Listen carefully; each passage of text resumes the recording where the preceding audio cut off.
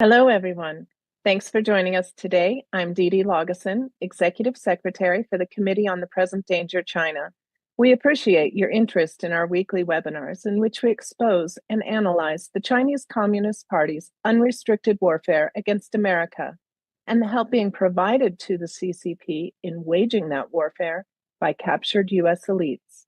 We encourage you to visit presentdangerchina.org for information on new programs, access to videos of our past webinars, and tons of other very valuable content.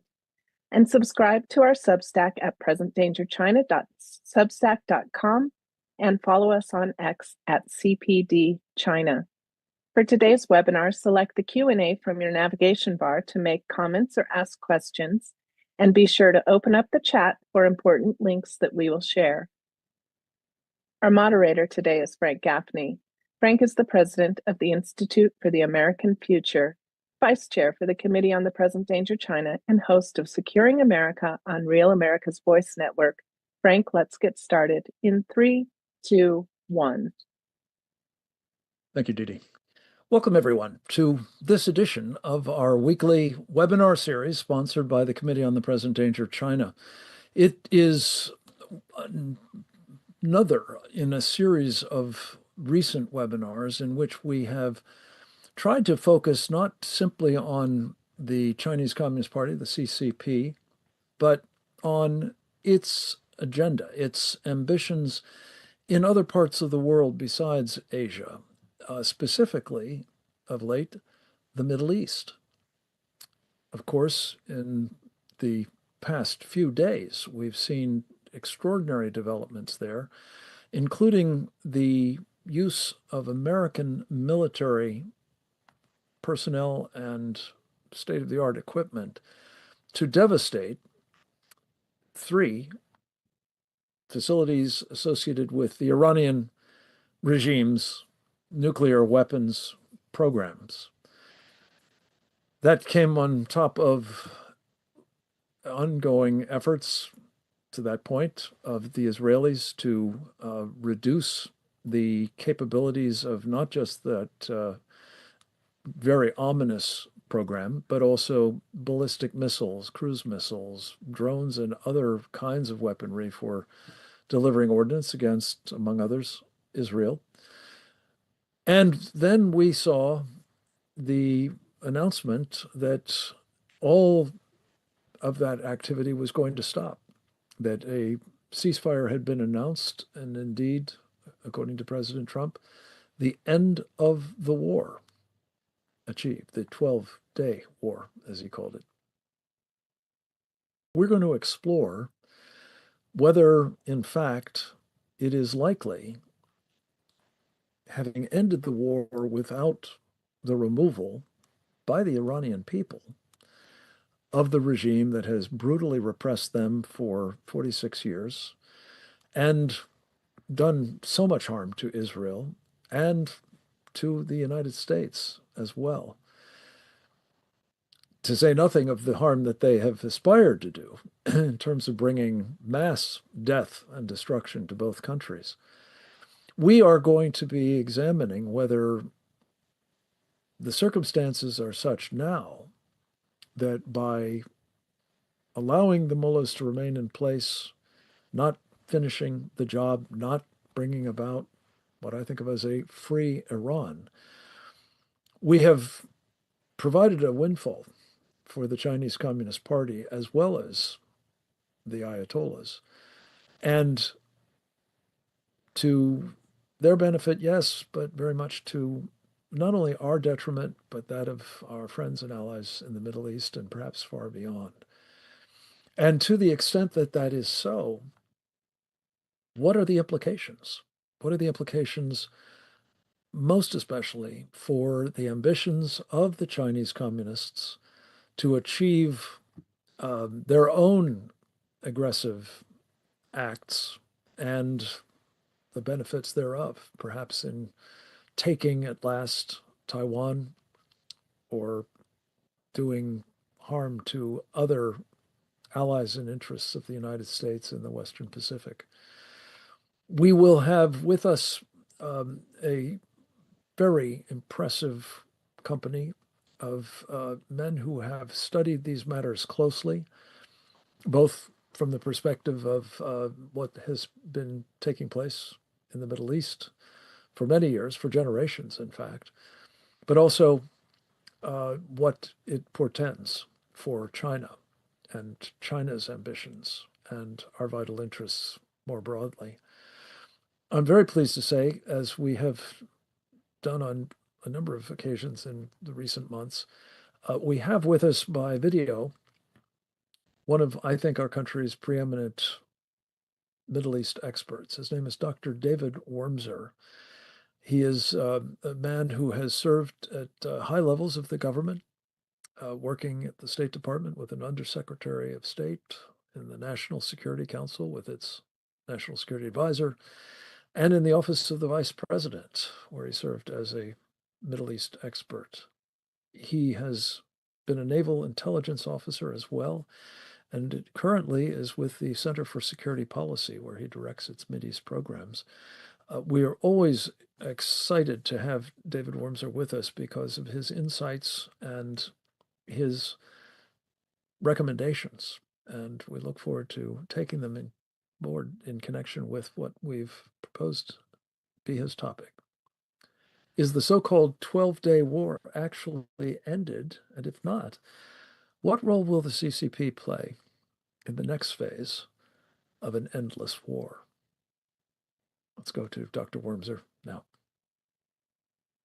Thank you, Frank. It's quite an honor and a pleasure to be with everybody.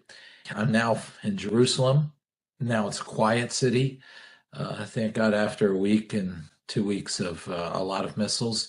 At any rate, where are we and how does this connect with the larger global strategic situation?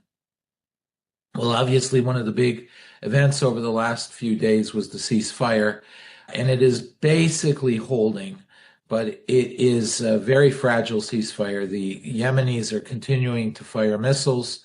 Obviously, that can't be solved without Iran stopping them, and here we are. And the first problem with the ceasefire, which is that the proxies of Iran continue to act, ultimately can only be shut down if you deal with the head of the snake. But right now there's a ceasefire with the head of the snake. So the tentacles proceed to fight. The head of the snake does not. The second thing is there's been a few little Iranian violations in terms of drones toward the north. But really what's the most concerning part of this ceasefire is the fact that now we're getting reports in all over the place that the Iranians are crawling all over Natanz trying to retrieve the nuclear material that is there. They're doing the same at Fordo. And this really cuts at the problem here. This is a problem that has been dealt with very heavily. And I think the Israelis have done a very thorough job. And then the United States action really brought home the bacon, so essentially, on shutting down the nuclear program now. But the regime is in place. Remnants are there. There's still some scientists around. There's know-how. So Iran is working to reconstitute its nuclear program already now. That is why even before it is digging through rubble to find its leadership or its operatives, the IRGC operatives, it is already prioritizing trying to resurrect its nuclear program. So now we're headed to a situation where President Trump is going to give them again an attempt to now negotiate their way out of a nuclear program, specifically the enrichment. But to me, it seems unlikely that Iran will give in, which means this ceasefire most likely does not have great longevity, and we may in a few weeks be back to where we were. Now, where does this get very worrisome is during the war, the Israelis were degrading the Iranian structures, all of them. They were degrading the nuclear program. They were degrading the missile program. They were degrading the regime's command and control. They were degrading the regime's leadership. And what is happening now is all that is being repaired. It is being worked around. And most disturbing, Iran has access to the outside world. It has access specifically to China. And if one notes, during the declaration of the ceasefire, President Trump did note that now China can trade oil with Iran. This is disturbing because that's money. That's resources that the Iranian regime desperately needs right now to rebuild. We know from past, and we already are seeing it with the prioritization of salvage being given to the nuclear program. We can imagine that the parallel activity will happen with money. Money will surge for Iran to rebuild its proxy network, its nuclear program, and its missiles. So that's disturbing. The second thing is we're hearing reports, unclear how accurate they are, but it seems to have some legs because they're coming from more or less more dependable sources, that the United States is also now adding incentives to Iran to give up its nuclear program, which would be, again, some form of money. One number put out was $30 billion. Again, this would have to be verified, but if so, it is dangerous because the problem is not the nuclear program. In fact, I don't even think the problem is the missile program. I think the problem is that Iran in current constitution is a major element in the larger Russian and Chinese network of nations that is trying to straddle the Eurasian continent and trying to penetrate into the Fertile Crescent to the Mediterranean. And as long as this regime survives, and I think there is a real shot for throwing this regime so far back on its hind legs that the Iranian people really have an opportunity, the first time, perhaps in a generation or two, to take matters into their own hands and to take back their country. Unfortunately, all this deal-making, this ceasefire, is convincing the Iranian people that they are the pawn and they will be sacrificed for the larger goal of a larger deal. This is unfortunate because really Iran, the more this war went on, became very clear this is the linchpin between the two great competing geopolitical blocs. We all knew about the supply and the arsenal that Iran had become essentially for the Russian military campaign in Ukraine. So that's one thing. And the Israelis, of course, did grave damage to that industrial structure. So this helps Europe quite a bit, but it's only temporary. What's more important is that the Chinese look at the landmass of Iran as a critical element, first of all, to create a much more solid Belt and Road structure, which is really, in this case, the Silk Road structure that attaches to Iran, which is the critical end of the Silk Road, and then goes to the Fertile Crescent. So it really makes whether Iran falls and goes to the west, determines whether the entire sort of axis or the fulcrum of the Middle East is turning and wading toward the Indian, Abraham Accords, Israel, Greece, the whole belt of nations that we loosely call the IMEC structure, the India Middle East corridor structure, or whether it turns the other way and it has really a huge buy-in to the Belt and Road structure, which is the Chinese strategic, hard to say how to describe it, the Chinese strategic campaign to bring large land masses into their orientation. And it also links up with the Russians, who have this north-south corridor that they keep talking about, that they hope will link up with Pakistan on south. So we really do have a large geostrategic play here. I really see the Iranians' survival is really a question of large geostrategy. If they survive, we've essentially given an assist to the Chinese and Russians. If they do not, I think we have dealt a grave blow to the Chinese-Russian geopolitical structure that they're trying to create. So that's sort of the larger geostrategic question.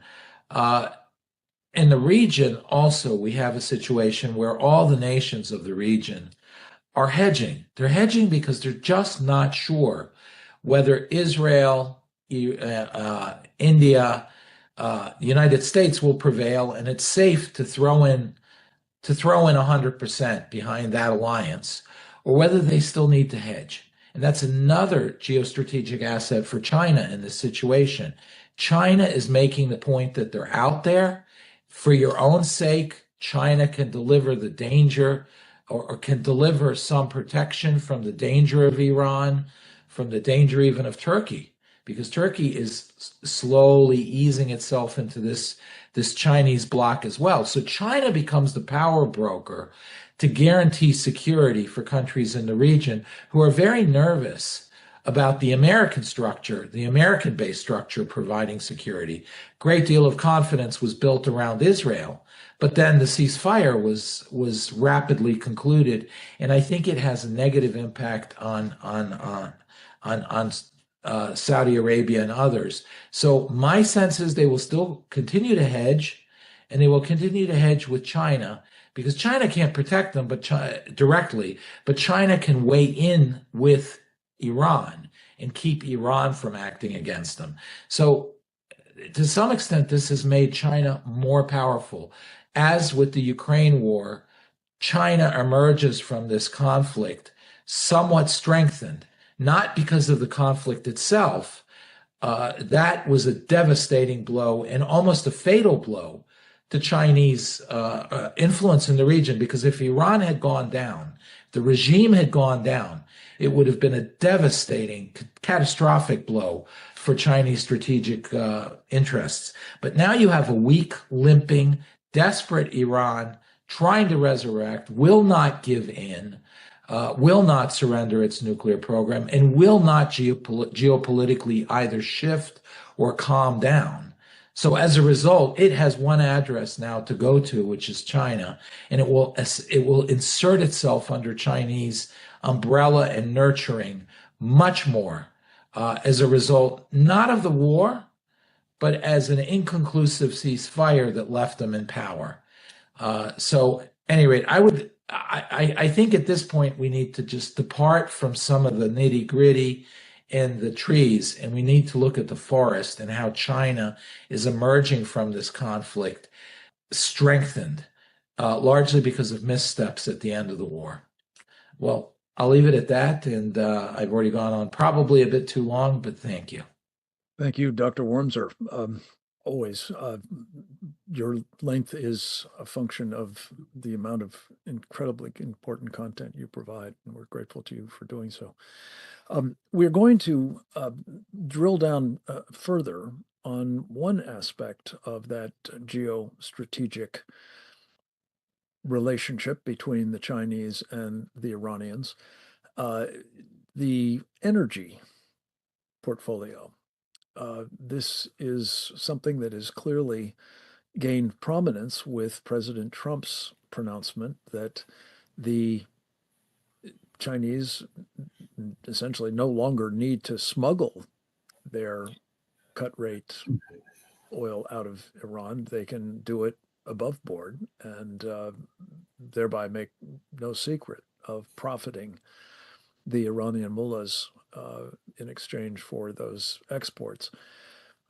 We turn, as we often do, for matters having to do with energy security, to Dave Walsh, leader in the course of his distinguished career in the private sector of Mitsubishi Power and Westinghouse operations.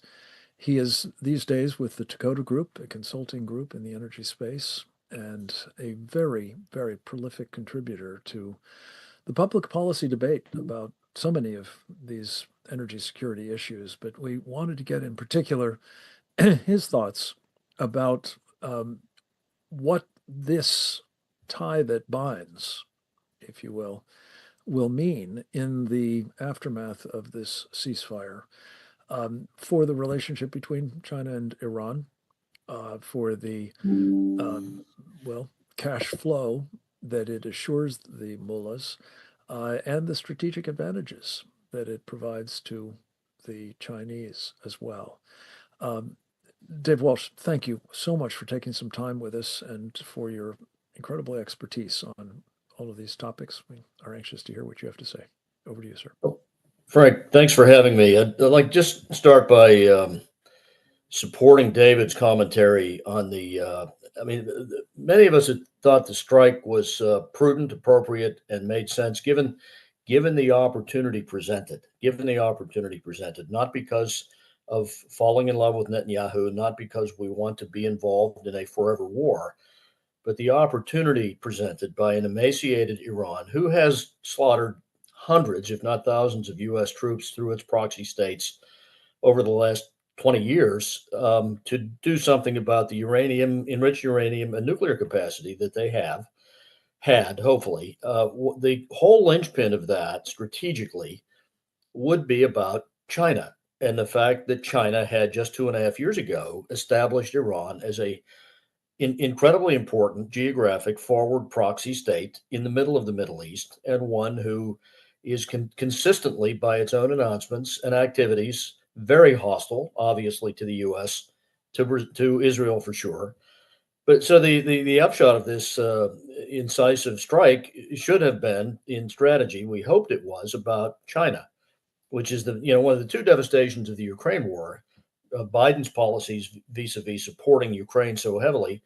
The two major issues that have arisen for us negatively from that, of course, beyond the money, beyond the $250 billion, the alliance of Russia and China being number one, but secondly, the fact of, in the middle of that, China forging a very strong alliance with Iran as a forward state, surrounding a 2 million barrel a day oil import quota to China, which amounts to nearly $100 million per day of inflows to the Iranian government to support activities like the Houthis, like Hezbollah, and also in exchange for, they have to buy that in renminbi. They're receiving lots and lots of military hardware and support from China inside of that agreement, only forged 2 years and 2 months ago by Xi Jinping and his folks with them. So that there was the nub of a strategic rationale to do this. Now, announcements post-strike appear to be all about cementing the relationship between China and Iran. So a little bit puzzling, to a lot puzzling. The oil deal there is Brent crude pricing minus 40%. So here again, Russia and China specifically have kneecapped OPEC. They've taken strident actions to kneecap OPEC, something we've never done out of homage to the royal family in the kingdom. They've done this. So, you would think perhaps at least in this discourse about coming out of this, if we're going to encourage more oil trade with China between Iran, which we seem now to be doing suddenly in the last 2 days, well, let's at least benefit here from Brent crude minus 40% to help soften oil prices further. The Brent crude number, pricing is not really a relevant number because 45% of the oil in the world is now traded way, way below that because of the Russians and the Chinese actions to kneecap OPEC. One, Russians' exportation to Turkey, to India, to China, well below $60 a barrel, $55, $52 a barrel. Europe's own supposed boycott against Russia, that all that has been as a cap at not being able to buy over $60 a barrel. Time has proven plenty of Russian oil continues to flow into Western Europe at prices sub the cap level. So you've got close to probably something with India's purchases included, close to 40% of world oil trade occurring way, way below Brent crude levels, so they're not really sustainable, but for the presence of OPEC helping to bolster up a market for the West, for Western Europe, and to the extent we buy nominal amounts of it from them still. Certain grades we don't have. There's always going to be an oil trade at high levels, higher than sustainable levels. So the fact that's the one of the huge nubs of value in this for China. The 2 million barrels a day is sourceable elsewhere, was coming from Africa before.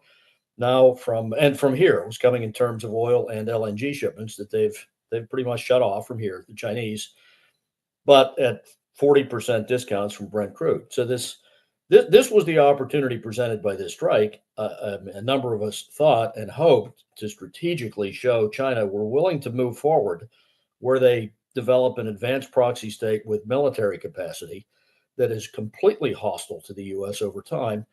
And here it now has turned out in the last 3 days, that's really had nothing to do with the strategy of doing this. So it is a little bit disappointing because in the longer run, the bigger issue for us in this play is not the needs of Netanyahu, but what China has done cementing a energy and economic. There's also active discussions of 2 pipelines for natural gas from eastern Iran into China, which would solve China's big need for pipeline natural gas, which is way more cost effective than LNG, which they have a shortfall of within China. China doesn't really have fungible natural gas available in country.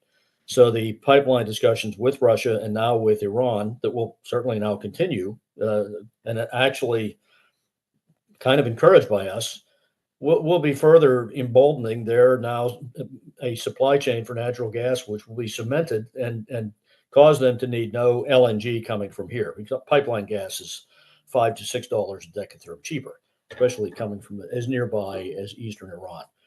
So, yeah, there's a number of consequences of the last few days' dialogue on outcomes of this that are quite disappointing in terms of the signal that could have been sent to China for what this meant in a forward proxy state being damaged when it's hostile to us, our willingness to do that, not to create a forever war, but our willingness to do it and keep a sustainable threat alive on Iran that should they continue to work on this nuclear program, that we're likely to do the same thing all over again. There's no military interest or strategic interest in announcing ahead of time that you'll never do that. There's no upside in that. And it just isn't one to make a preemptive announcement of we won't use our military might to stop that. And I think a lot of folks, including very conservative ones, have come out and basically wanted that kind of iteration ahead of time. That there's no strategic value in saying things like that in advance. So we're heading in what appears to be a negative direction versus the opportunity we had to send China a message here. And while we're anxiously creating a trade deal with them that looks like was also in the middle of, we didn't want to damage that discussion. So let's not disturb China with any bellicose commentary following this strike. In fact, let's encourage them to trade as vigorously with Iran as they were before. So somewhat disappointing. Fascinating analysis, Dave, on so many different levels. If you'll stick around, we've got some questions we'd love to tackle with you in a few minutes. We're going to turn next to one of our prominent members of the Committee on the Present Danger, China, a man whose service in the uniform of the United States Marine Corps, as well as a foreign service officer, and also his life experience in business in the Far East, has made him a real utility infielder in terms of understanding both what the Chinese are up to and the implications of events like those we're discussing today for the threat we face from the Chinese Communist Party. He's the author of a book entitled When China Attacks, A Warning to the West. He is also associated with the Center for Security Policy as a senior fellow there, and is a prominent fixture now, I think, in both my own program, Securing America, but also so many others, because of his expertise in all of these areas. His name is Colonel Grant Newsom, United States Marine Corps retired. And we've asked the Colonel to talk about whether the enabling of more endless war in the Middle East will translate into a shooting war in the Pacific. He's joining us by video as well. Let's go to that now. One thing that really strikes me is that there's a tendency to package this latest operation as a nice sort of wrapping of a bow on a problem with Iran. And, we got a 12-day war and problem solved. Now we're going to talk. The Iranians are going to roll over And, well, we're taking care of that. We're the great peacemakers. I'm not so sure. Mr. Trump is the president, not me. And that matters. But if he asked me, I would have told him I think he stopped it a little too soon. We've seen this before.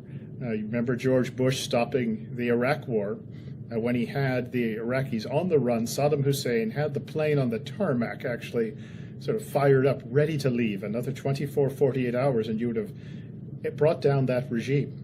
Instead, he tied it up, ended it prematurely with a 72-hour war. Sounded great. And the excuse they used was, well, that's all we were authorized to do by the UN resolutions, was to get Iraq out of Kuwait. That's all we could do. Well, no, you could have done a lot more than that. So everything that has come of that, think of it, Al-Qaeda, Afghanistan, Iraq, thank you very much. That's what comes of trying to get out on the cheap. A little more effort would have saved us God knows how much heartache, and really put America in a position where I'm not so sure that, you know, our position, our prospects are as bright as they otherwise would have been. And that's just one example. George W. Bush did something similar with Iraq. You save. There's that old commercial: you can pay me now or you can pay me later.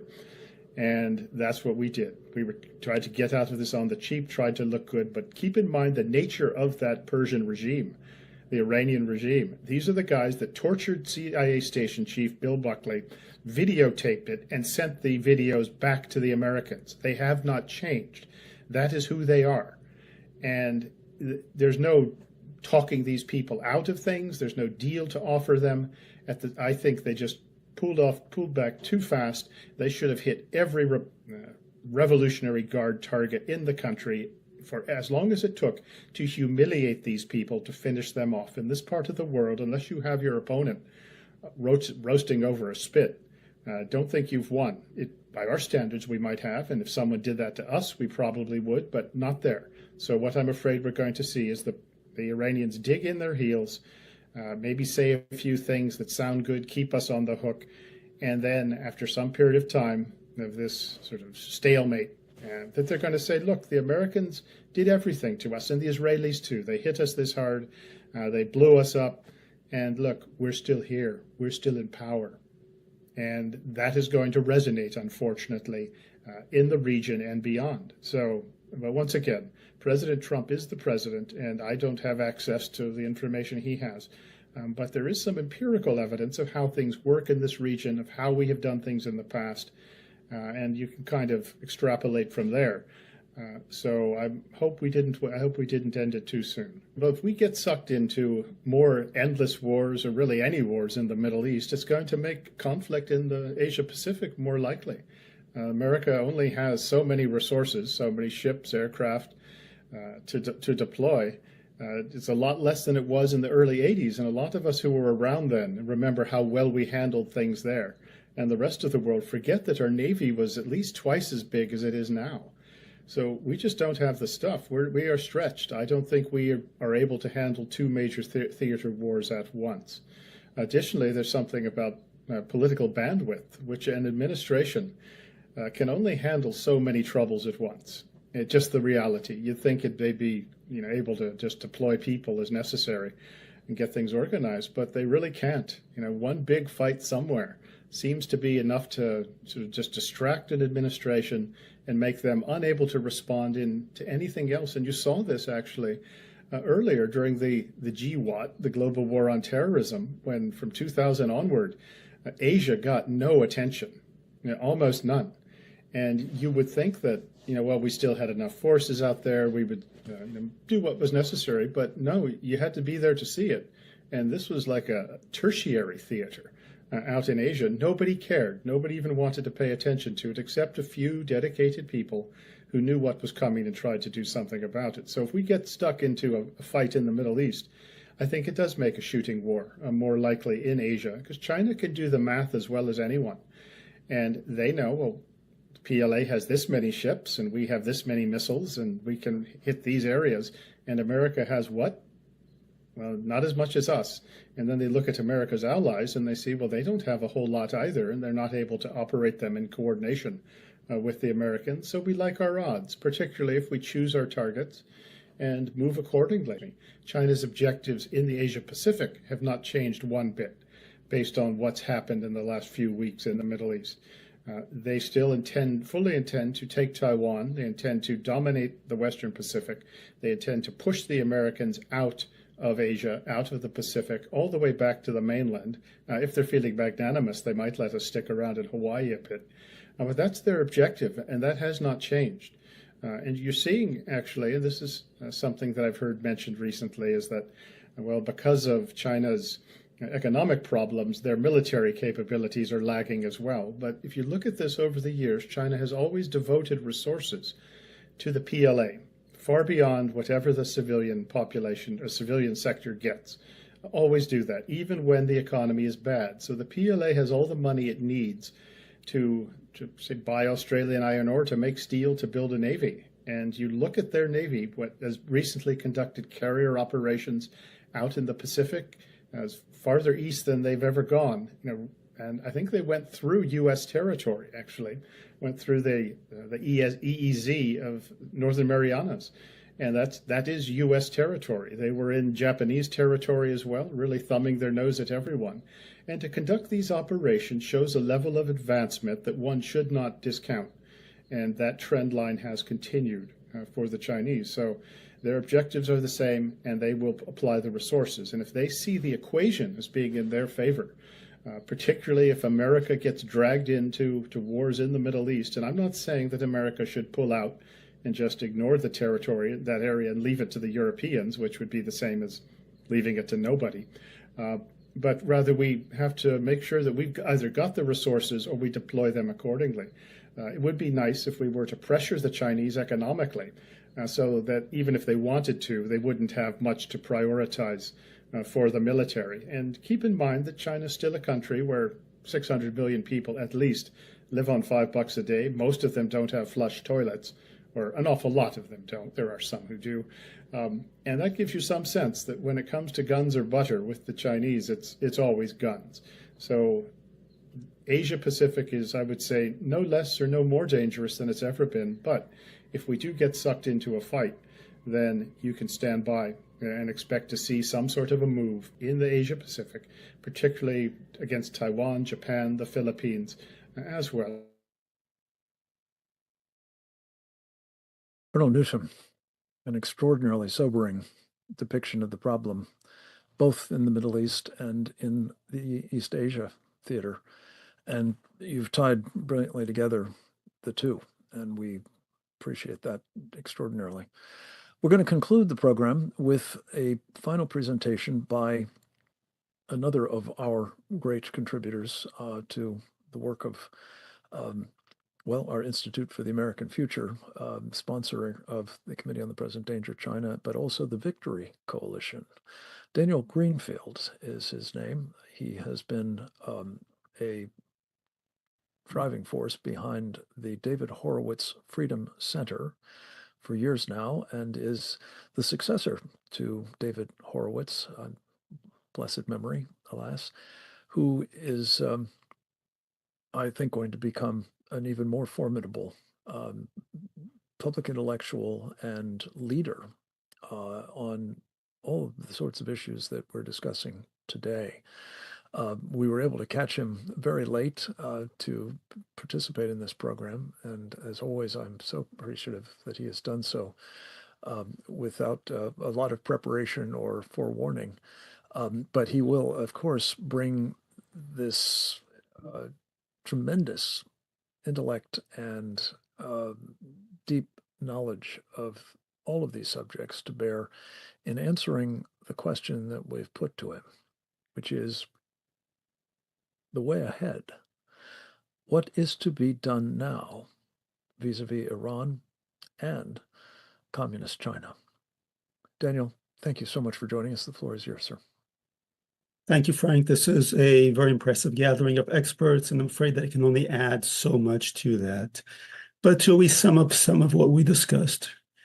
During this conflict, we had the opportunity, a very perhaps once-in-a-lifetime opportunity, to isolate communist China from its energy supply, and in the process, break up some of what some of the people who have been here, who have been discussing this, David, Dave, others have been discussing in terms of the alliance between China and Iran, and at the same time really isolate China, because the great challenge has been that China has been trying to work around to build its own world power network, economically, politically, in other ways, and in the process isolate us.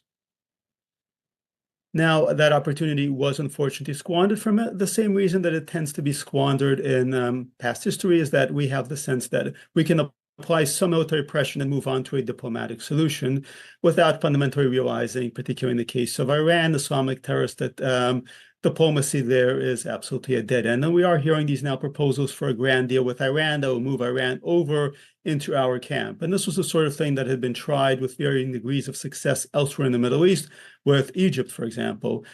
But Egypt was, at least by the standards of the region, a more secular government. It was a military government, and one that was willing to be pragmatic and not as ideologically driven.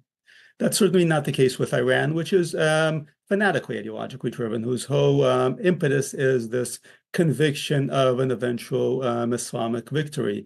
The sense that their conflicts are with us are tests of faith, which means that predictably Iran is celebrating a victory. Predictably enough, it's not backing down in any way. And also predictably, it's undergone seemingly the worst disaster it's ever experienced, which to us, a lot of people, seems like an astounding victory for us and a massive defeat for Iran. But from their perspective, they've sustained the worst that we can dole out, the worst that Israel can dole out. They're still here. Their damage to them is something that they can rebuild. How much damage has been sustained by the nuclear program, the rebuilding process is being debated now. But the bottom line is, from Iran's perspective, they can bounce back from this. And, you know, when life is cheap, when the economy is controlled by the IRGC and other elements of the regime, they don't really have to worry all that much. Will be a complete setback for a Western nation, is not so for a totalitarian dictatorship, which is what Iran is. So China is now looking at this in two ways. We've sent kind of a double-sided message to China. On the one hand, we've sent the message that we are not entirely predictable, that we can strike quite unexpectedly, and that's something that certainly China's leadership will be thinking twice about when they look at Taiwan, because they don't exactly know what we're going to do. They've seen that unexpectedly the United States can pivot and launch a surprise attack, and that's a good thing. It's good for deterrence. But on the other hand, China has reaffirmed its general impression of us, which is frankly not unjustifiable, that we're a paper tiger, that we have no real staying power in the conflict. And that's really been the bed of every anti-American force, whether it's in the Middle East, whether it's in Afghanistan, whether it's in Asia, that's come up against us. Their sense is that we have a great deal of firepower. We have ability to cause catastrophic damage. We can, in theory, destroy much of the world. We don't have the morale, we don't have the strength of will to actually move forward with anything. And obviously, this was the calculation, for example, of Hitler, who assumed that we would not be inside the war until 1980. And he was obviously catastrophically wrong. It was the calculation of the Japanese. And we are, at least internally, still the nation that is capable of doing those things in theory. But that is how our enemies tend to see us. And China's impression of us now is that, yes, we're capable of carrying out, in theory, a devastating strike, but we don't really have the staying power for an extended conflict, and they do. No other nation in the world, including China, really thinks that they're stronger than we are. What they believe is that they have a stronger morale, a stronger will than we do. And when we engage in half measures, when we miss opportunities, when we behave in the way that we just behaved, when we start offering up deals, as a practical matter, we are affirming the impression that they should not take us seriously. So how do we move forward? First of all this talk of a grandiose regional deal of an attempt to subsidize China's so-called civilian nuclear program is absolutely a terrible idea. The message that we're sending to China, first of all, is that we are still going to resort to trying to bribe our way out of problems. And that's not the way to impress anybody. Secondly, trying to offer China a civilian nuclear program is a farce, because, offer Iran a civilian nuclear program is a farce. Iran's electrical rates are a fraction of what ours are. They get their energy from their massive energy reserves. They don't need nuclear power in order to have a civilian program.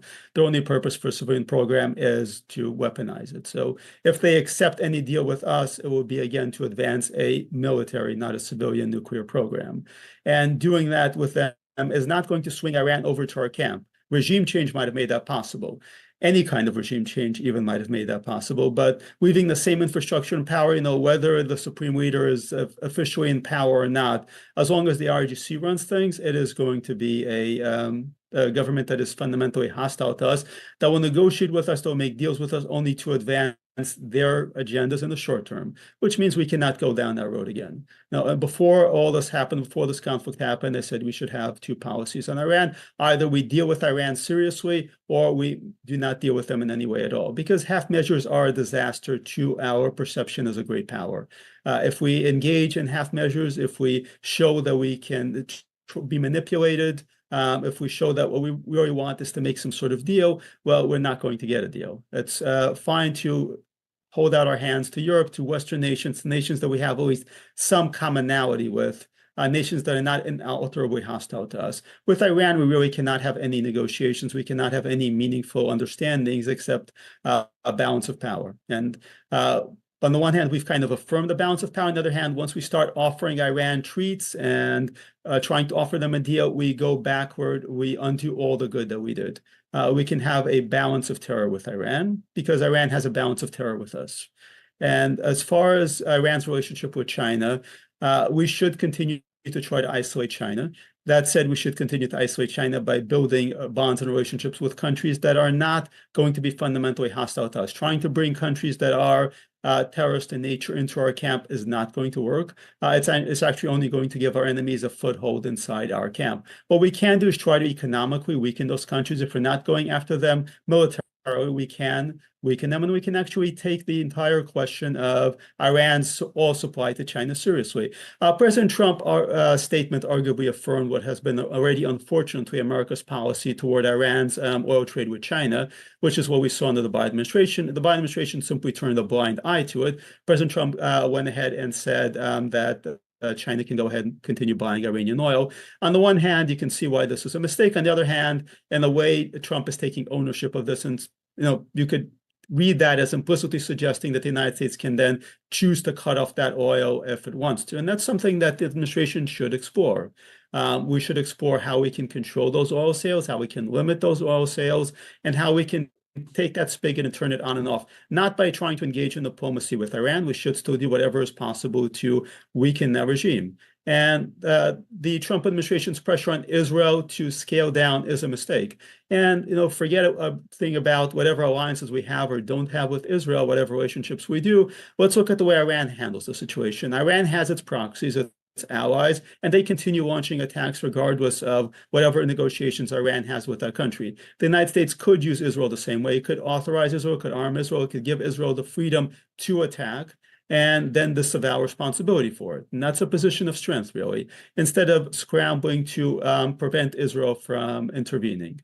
So one would hope that the Trump administration will look at this now and say that if Iran does not get on board with a deal that ends its nuclear program entirely and opens it to inspection, that the United States will once again unleash Israel. That is a position of strength that we can take.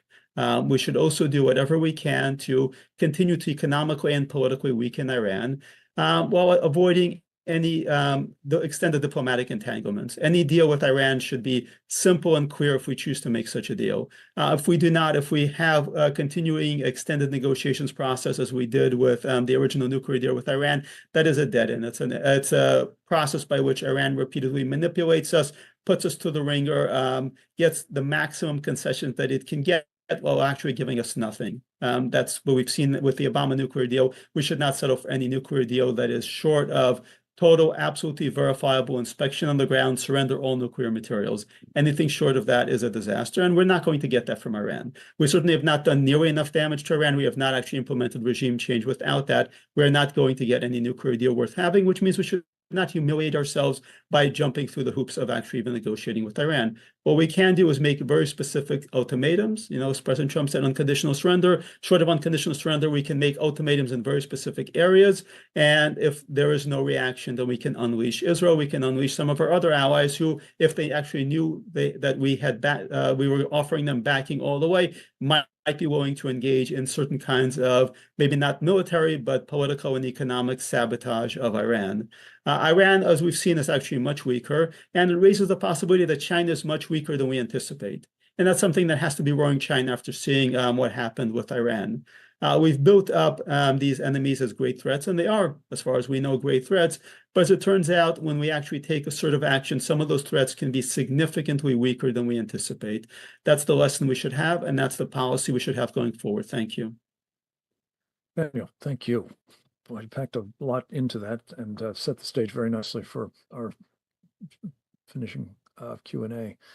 I did want to just make a general observation, if I could, and perhaps either of you might want to comment on it in connection with our line of questioning that comes from it. It seems to me that the countries we're talking about, whether it's Iran, whether it's China, whether it's others in their sort of axis of evil, as it's been called, have highly attuned antenna, if you will, for the correlations of forces. The Chinese, I think, have the term for it, comprehensive national power. And there is a general tendency to respect power. It's true of subsistence cultures generally, that they do. It can be the difference between life and death if you get it wrong. But there's a special kind of contempt, and I think you spoke to this, Daniel, a moment ago, for nations that are powerful, but that don't have the will to use that power. And I think what we've talked about in the course of the program is that the United States sort of improved in that measure of power with the action that was taken. And yet it seems as though what I think all of you have said in various ways is the recalibration to regard us with contempt rather than respect and deference has been increased by our failure to finish the job, or at least allow the Israelis to finish the job. So this brings me to a couple of points that are particularly, I think, important to suss out in the context of our topic today. The civilian nuclear program of Iran, Daniel, as you said, has been purely cover for their nuclear weapons program. David, I think, mentioned that there's seemingly some idea of giving them $30 billion to pursue further or otherwise build out their civilian, quote unquote, civilian nuclear power. David, would you speak to the nature of these programs in the hands of regimes that simply are, in this case, have neither an actual economic interest nor any particular technological need for such a program, and the advisability of pouring any amount of money, $30 billion most especially, into that program in Iran under these circumstances? Well, it's awfully rich in the middle of a budget crisis here, where we're facing $2 trillion per year plus annual deficits, to be now talking suddenly about funding an Iranian commercial nuclear program. This is an oil-rich nation. President Trump pointed that out in spades only 8 days ago. He's exactly right.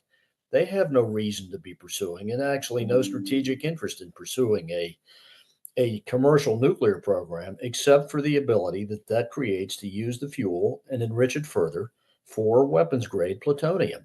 That's the why they would do that.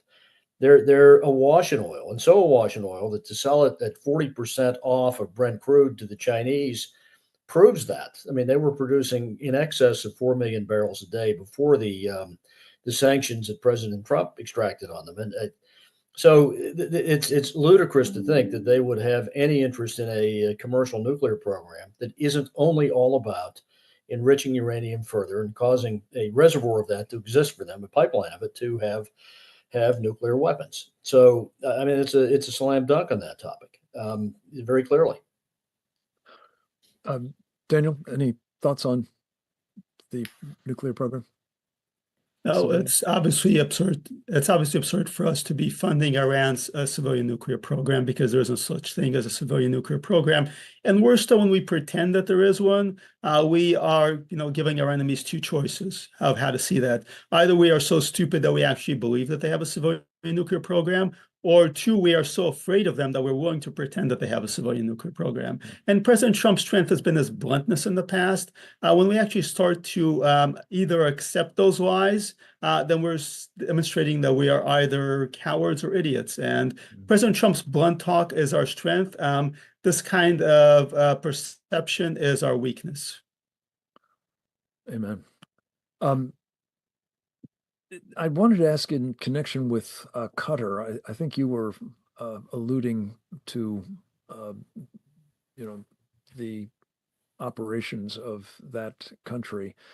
I have a theory, and I just bounced it off of you guys, that the so-called attack on Qatar by the Iranians after the strike was less about any kind of retaliation, because you don't telegraph your punch and you don't aim it at places that aren't likely to cause any damage. If you are interested in actually retaliating, but rather that this was just sort of an opportunity to reboot somewhat Qatar's very obvious and I think, in fact, public affinity for Iran and support for that regime over the years, so as to, enable it to be kind of a broker of the deal that is now known as the ceasefire deal. Any thoughts about that, and more generally, the role that Qatar comes out of all of this playing, and its implications for peace in the region and vis-a-vis the endless war, and that's what it is, against what I think of as Sharia supremacism? Well, Qatar has been playing the arsonist firefighter in the region for quite some time, unfortunately. As a result, this is just part of their pattern. They set off conflicts, they set off terrorist attacks, and then they step in to manage them. And it gives them a great deal of soft power when they can step in and say, we will resolve this conflict. We will be the honest brokers. You can't talk directly to the terrorists. We can do it for you because we have control over them.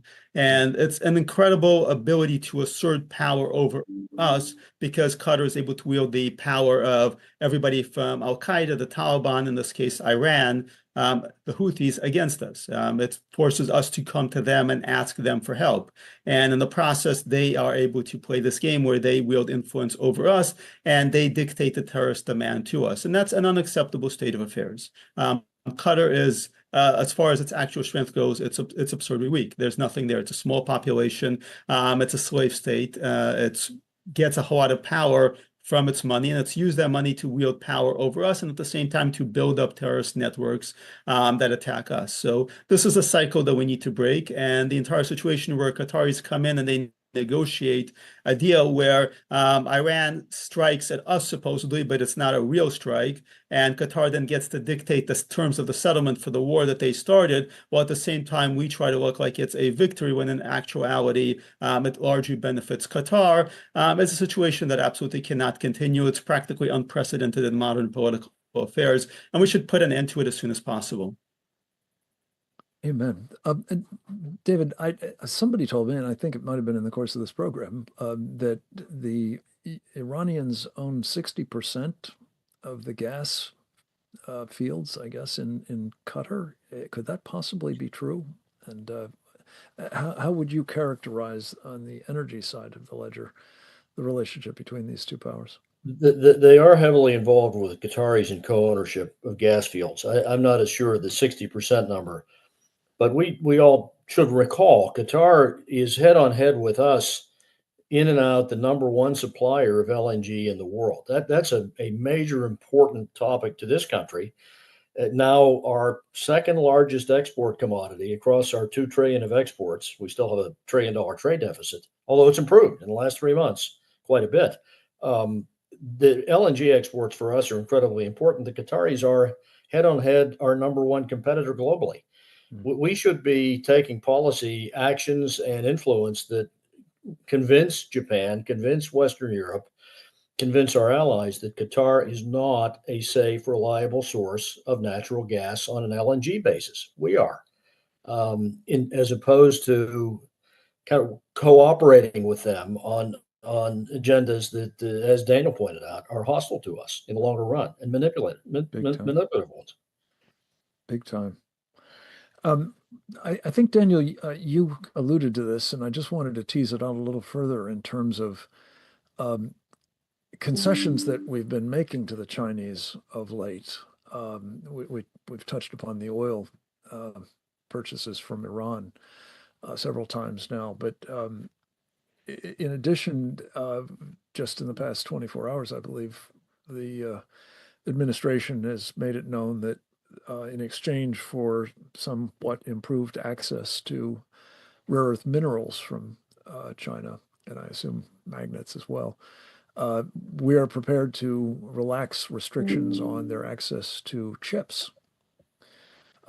We've also apparently forsworn any limitation on Chinese students in the United States, or maybe not any, but certainly their participation in our educational systems on a large scale. Would you comment on the strategic, implications of those sorts of concessions? This is kind of the pattern of the problem we're seeing with the Trump administration. Unlike past administrations, President Trump is aggressive in these negotiations. He takes things that everybody before and the American administrations in China took for granted, like the access for Chinese students, and he takes that hostage, so to speak, and makes that a negotiating point, which is great. Nobody in the past has even bothered to really do that. The minus side of that is that negotiations are very incremental. They're meant to achieve certain limited advantages. And once those advantages have been secured, then there's no real thought to the broader, bigger picture of whether we should, substantively cut off China in certain ways for our own national security. It's all about ultimately making these deals. And while it's great that we're at least negotiating, we have not in the past even bothered to negotiate. At the same time, it's catastrophic because we are not thinking substantively of how we want to gain a long-term advantages, how we want to prevent China, for that matter, for gaining advantages over us through some of those methods. So it's a kind of an unserious way of looking at things strategically. It's not a long-term scenario. It's all about these short-term advantages, and these short-term advantages might be substantial economically, but at the same time, even militarily perhaps, but at the same time, we need to think about how we want to win the war long term. And this administration has been somewhat deficient in doing that. Yeah, that's putting it charitably. Frank, yeah. I would add just rapidly to that, enhanced access to things like lithium and cobalt, specifically that wind up for use in intermittent, massively expensive energy resources over here, are of no value to us. I mean, we're still on the page that electric vehicles are massively too expensive without subsidies. Battery storage backing up Chinese lithium-based solar power that, by the way, the state that I'm in is just about to approve another $6 billion of spending on Chinese solar panels through Florida Power and Light, spending on or expending negotiation resources on making those kinds of materials accessible from China to us that are all about higher energy costs here are senseless. They add no value. Lithium adds no value to our economy when used in energy. It's 9 times more costly than conventional combined cycle American natural gas for power generation. So all this should be considered in pretending to have trade agreements that involve things that we don't really want more of because they're too costly. They're too costly to use to create energy. Yeah. Well, and David, as you've explained here and elsewhere frequently, there's also a strategic vulnerability to importing those huge various technologies, especially since, as you again have helped really describe, is insane, namely that they have various devices in their high voltage transformers, in their inverters, in their panels and their batteries to interrupt their performance, shall we say, or perhaps break them. No, that's been indisputably proven at the Sandia Labs and in studies the British have done on solar panels coming from China. That's a proven fact. It's not a supposition or speculation. Yeah. That's all real. And we now have the Energy Secretary. This is a little bit off topic, but since we're into this territory, I would like to just drill down on it with you. The Secretary of Energy is, I think, saying even if none of that applies, none of those bad things that they could do to us kick in, that we're at the point where the grid is likely to break just as a result of the overuse and difficult climactic circumstances, shall we say. Just a quick word on that assessment, sir. Yeah, we have closed down too many coal plants. We have built now in the last 7 years too few baseload continuous duty coal plants or combined cycle plants. We've built only one nuclear plant, so we've allowed the intermittent part-time energy resource in electrification to grow now to about 18% of U.S. electricity supply. We just had a big brownout in New Orleans because of this at 4 p.m. Typically, when this happens, the sun begins to go down, solar power wanes, and you wind up with shortages. In Duke in North Carolina this week announced, hey, everybody, turn down your use of the washer and dryer from 4 to 8. Turn the AC up from 4 to 8, the temperature up, thermostat up, because they no longer have enough baseload continuous duty power to offer between 4 and 8. Once the sun diminishes, all they've built up there the last 10 years are solar farms in the Carolinas. This is a disaster already. It's the disaster of overusing this expensive and part-time, highly intermittent technology that's hardly advancing very much. It's insane to begin with, let alone depend on China for the importation of it. Right. I'd like to ask both of you, if you would, to address a final question. This series that our Committee on the Present Danger China has sponsored, and I'm compelled to plug the subscription for it. All of you, I hope, are already subscribed who are listening to us live, but many others would benefit, I think, for sure, from regular notices which we provide that we're doing these webinars each week, and their topics and the people participating and so on. You can learn all about that at presentdangerchina.org. Please become a regular participant in these programs. But coming up right after our national holiday will be a meeting convened in Rio de Janeiro by the so-called BRICS nations, Brazil, Russia, India, China, South Africa, and a whole gaggle of others now who have not, like the LGBTQI question mark, they don't keep adding letters to their name, fortunately for us. But one of the things they may subtract, if they have their way, is the dollar as the perhaps only reserve currency of the world. There's a lot of skepticism about this, but I wanted to put this in the context of the unrestricted warfare that these programs are trying to document and warn about and urge corrective action be taken concerning.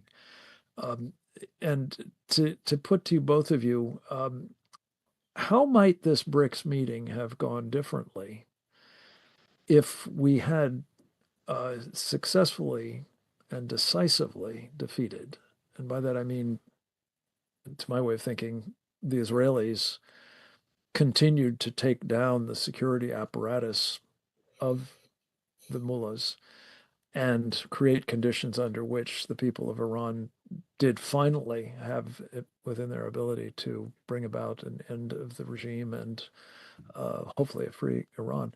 But that is not to be, at least for the present moment, apparently. Would either of you comment on the unrestricted warfare agenda of the Chinese, especially the Russians too, of course, and others, in attacking the dollar in the next 10 days or so? And what might have been, if you'd care to speculate on it, if we had finished the job in Iran. Just quick, I'll let Dan go. China's the lead sponsor of BRICS. They're in the lead on arranging this. It's all about creating a currency based not just on gold, but on fungible resources the global South needs to forever out-industrialize the West. That includes uranium, yellow cake, coal, oil, natural gas, some lithium inside of the basket of commodities, energy commodities that would form the currency that they're looking at creating. It's not just about gold. Therefore, our ability to yank Iran out of OPEC, not by going in there by force with 4 years worth of men on the ground, but simply not announcing a termination of hostilities prematurely of the type we just visited them with, would have been another major potential death knell in the value of BRICS, which the OPEC nations are in the middle of, and Arabia has not eschewed support for as yet. So would have been incredibly important. Thank you. Daniel, your thoughts? Well, as has been previously pointed out, Iran has actually been left more vulnerable, which in some ways makes it more useful to China. Our efforts seemingly to try to negotiate some sort of arrangement with Iran or to bring it over to our camp is doomed, which means that China and the BRICS nations can be pretty confident that they're going to have access to Iran's energy resources. And that obviously is not a setback for them. It's potentially a source of strength for them. Indeed. Well, gentlemen, thank you. We've reached the end of our time, and I so appreciate your insights and those of our colleagues who were joining by video, David Wormser, of course, and Colonel Grant Newsom. You are all, as far as I'm concerned, preeminent authorities in your respective areas, and the expertise that you've brought to this particular topic is of surpassing importance, I believe, because it may not be over for reasons that I think David talked about and others of you have to varying degrees alluded to. This can't work out. And whether it is something as prosaic as discovering that the Iranians are murdering their own people, much like Saddam Hussein did the Kurds, as I think it was Colonel Newsom had pointed out, or whether it's something rather personal, namely that the Iranian assassination squads in this country who have as their mission killing President Trump might well concentrate the mind about the need, actually, as I said, to finish the job with the help of our Israeli friends. Some have taken to calling the Israelis a protectorate of the United States. I think nothing could be farther from the truth. If anything, I feel as though we may become, or are in the process of being, a protectorate of Israel because it has been doing the work that needs to be done to eliminate a mutual threat. A threat, of course, to the people of Iran, as well as the people of Israel and the people of the United States, and for that matter, Judeo-Christian civilization writ large. I'm prayerful that this will take place sooner rather than later, because I think, as has been indicated by our panelists, time is not on our side. The Iranian, the Chinese, the Russian, the BRICS, the other axes here that are operating and are emboldened by what has been done to declare a war over, when that can only be done as a practical matter if an agreement to end it is not forthcoming, by surrendering.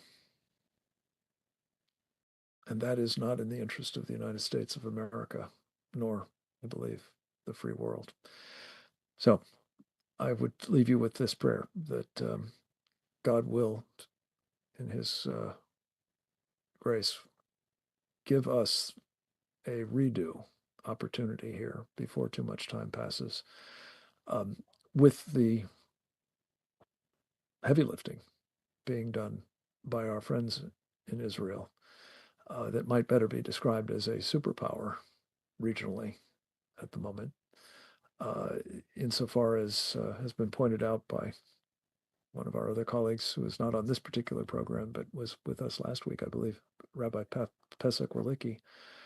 Israel now has air superiority, in fact, air dominance, essentially throughout the region. And that, again, gives our friend Israel the opportunity to help assure that we have a free Iran, not because they dictate it, but because they help create conditions to bring it about with our blessing. I pray all of that will come our way. With that, I will leave you and turn the mic to my friend Didi Logason with my profound thanks for you listening and participating, and hopefully spreading word of this very important webinar to your friends, colleagues, family members, and others. God bless you all. Thank you, Frank. A video of this webinar will be posted to presentdangerchina.org within a day of our program's conclusion. As Frank said, please share this and our other programs with your elected representatives, colleagues, other networks, and especially your family. For webinar notices, updates, and news, subscribe to our Substack at presentdangerchina.substack.com. Follow us on X at CPDChina. Join us again next week for another installment of our Committee on the Present Danger China webinar series on the CCP's unrestricted warfare against America and the free world, and how the CCP elites betray, CCP captured elites betray the USA. Thanks for joining us today, and goodbye.